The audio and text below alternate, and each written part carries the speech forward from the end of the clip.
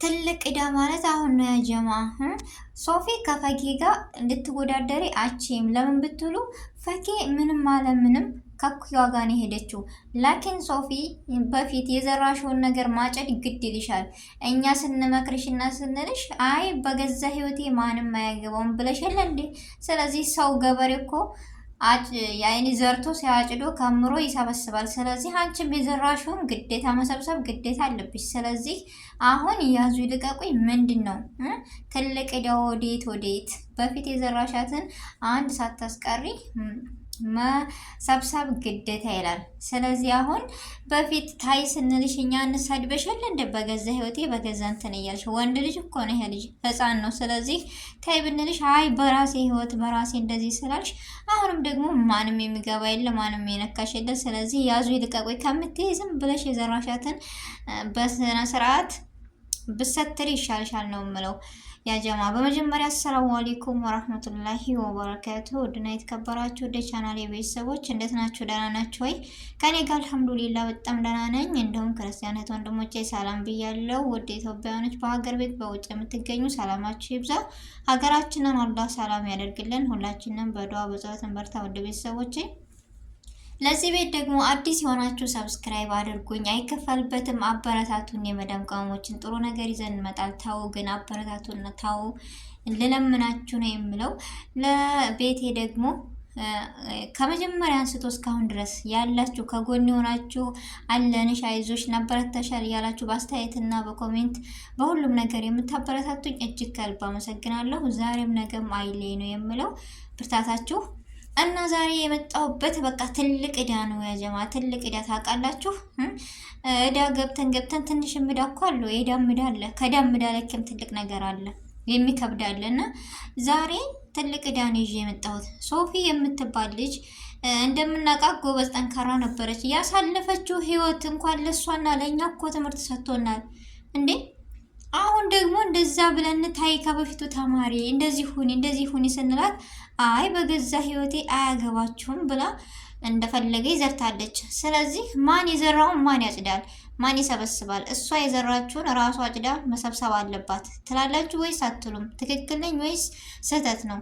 ሁለተኛ ሲቀጥል ደግሞ እንደዚህ መሆን ካፈለግሽ ካለሽም እንጃ ከልጅ ቶፊቅ ጋር እኔ ተናድጄ ነው ማለት ስራዋ ሁሉ አናዶኛል።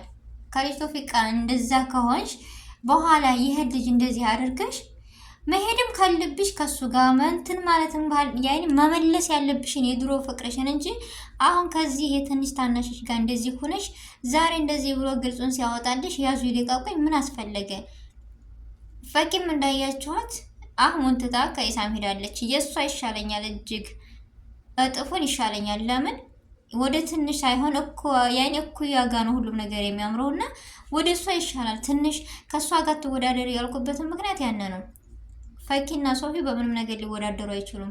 ሶፊና ፈኪ ባንድ ሆነው ፍቅራቸው እንዳልያችሁት ባንድ ሲሆኑ አለባበሷን ራሱ ማሻአላ ነበር። የፈኪ በፊት ሰው የዛሬን ጥፋትም ሳይሆን የኋላን ነገር መለስ ብሎ ማሰብ ግድ ነው እና ሶፊና ፈኪ ባንድ ሆነው እስካለባበሷ ስነ ምግባሯን በቃ ይራት ነበር። የዛሬን ያደርገውና ፍቅራቸውን አላህ ይመልስላቸው ነው የምለው።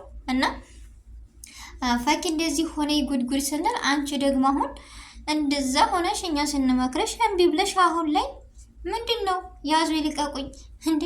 አንቺ የዘራሽውን ማን መሰብሰብ አለበት? ራስሽ ነሽ መሰብሰብ ያለብሽ። ግን ያም ሆነ ያም ያጀማ ወዴት እየሄድ ነው? ግን እንደ የሰሞኑ አጀንዳ በጣም ከባድ ነው።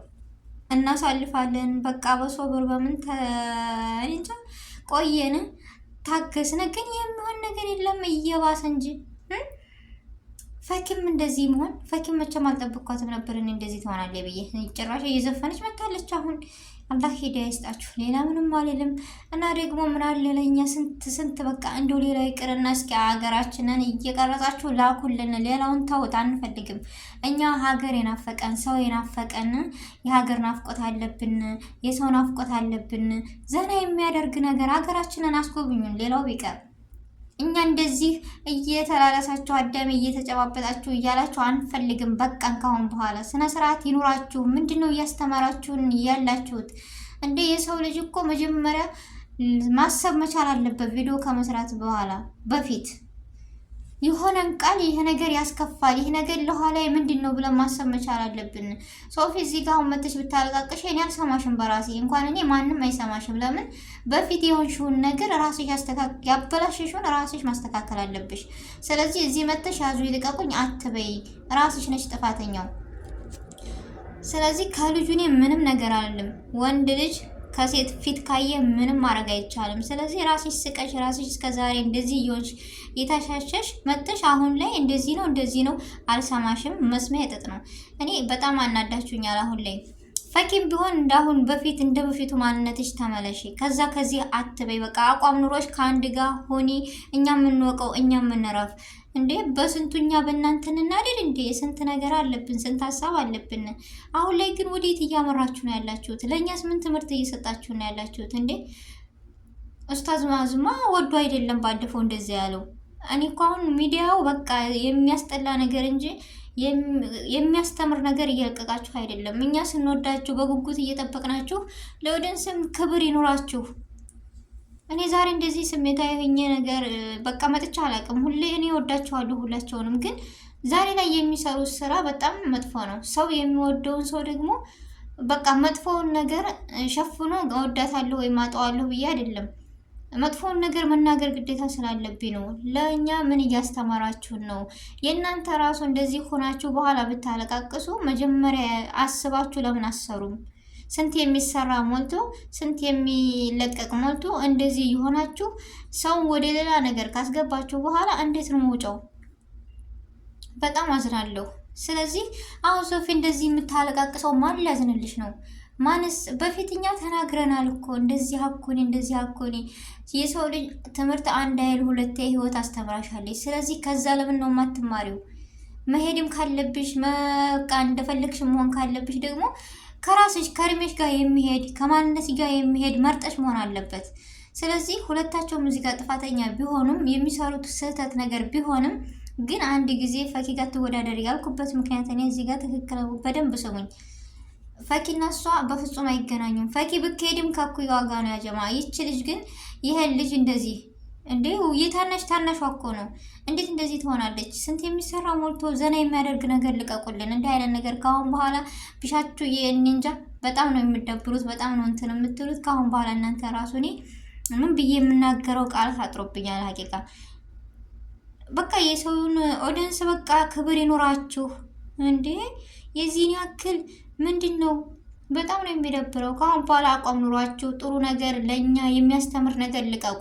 እንደዚህ ከዚህ የሚለውን ነገር እኛ አንፈልግም። ስንት ነገር የሚያስተምርና ስንት ነገር የሚያዝነና እያለ ያንን ልቀቁልን።